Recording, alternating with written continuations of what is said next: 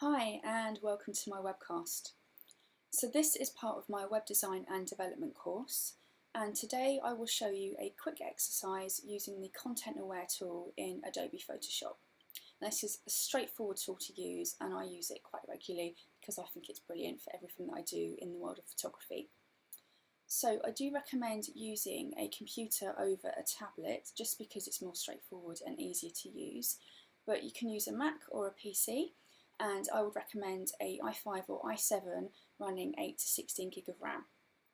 You can also then use the trackpad if you're using a laptop or a mouse, which is I think what most people will use, but I like to use a graphics tablet, and this is a Huion. I think most people go with a Wacom, but this was actually a third of the price, and I think it's absolutely brilliant for using on Photoshop. Okay, so in a moment we will switch to screen view, and you will see that it's a photo of a horse that I took in Iceland, and I actually cut off the bottom of its foot. So using Content Aware will actually fill in the canvas and make it look like I didn't actually mess up my photograph. Okay, so let's switch to screen view.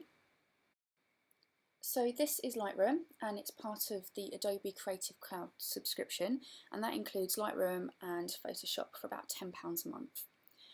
Once you've actually uploaded all of your images into the library on Lightroom, they will then be displayed in the bottom. I'm just going to select my photo here. So this is a horse that I captured while I was in Iceland, and you can see on the bottom I've actually cut off the bottom of the canvas. So what we want to do is go up to Develop. Now I'm not going to actually add any treatment to the image at the moment, and that will be changing all the balances and highlights because I'm going to actually add on the canvas first in Photoshop. So what we do is go to the image, and then we right click and click on Edit in Adobe Photoshop.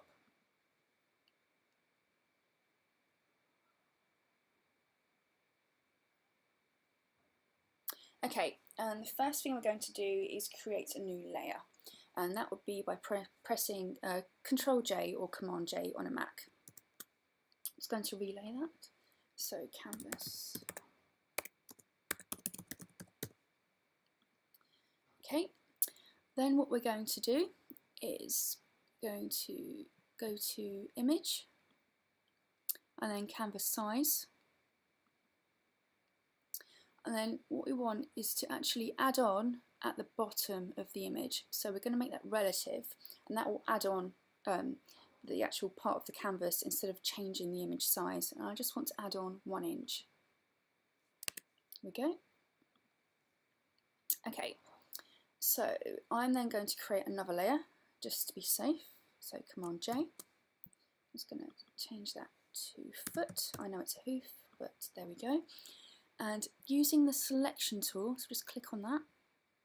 It's going to drag it over. Now make sure you capture a little bit of the image as well, because that's what's going to be reflected in the bottom. And then we go to Edit and Fill, and then we want Content Aware, Normal, Opacity 100%. Just press OK, and that will actually work its magic for us. Now you can see here, just click away, it's doubled it here, so it does look a little bit strange. So what we're going to do next is select the patch tool. So we'll just click on that here in the toolbar, and then if you double click, you actually change all the different settings. But we want patch tool, which is selected, and then we want Content Aware in the top. That's fine.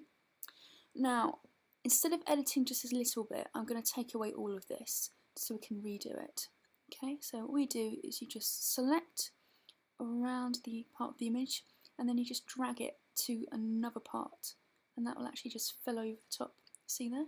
Here we go. Just going to tidy that tiny bit up there as well. Okay, and then what we're going to do is actually copy this foot. So we're just going to select around there, and then drag it over and fill it in. So about here we go. Click away, and that's actually filled that in very well. So I'm just going to tidy up there a little bit. There we go. And I think everywhere else on the image is okay. Yep, you can see where it's been duplicated, but that's actually okay. So then what we do is we click Save, and then we go back to Lightroom. And you can see there, the bottom of the image is actually filled in.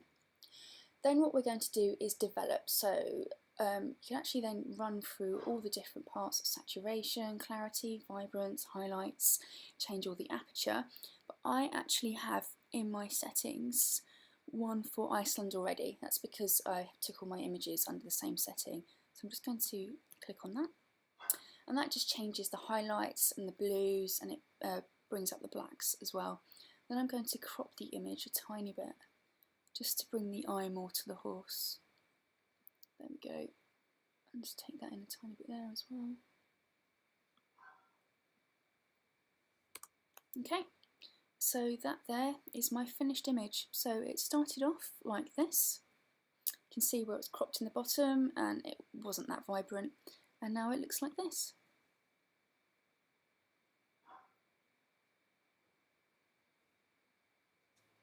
So thank you very much for watching my webcast, and if you enjoyed that, please leave it a thumbs up on my Facebook or my YouTube channel, and if there's anything else you'd like to see in Photoshop, just leave it in the comments and I'll work that out for next week. Thank you very much.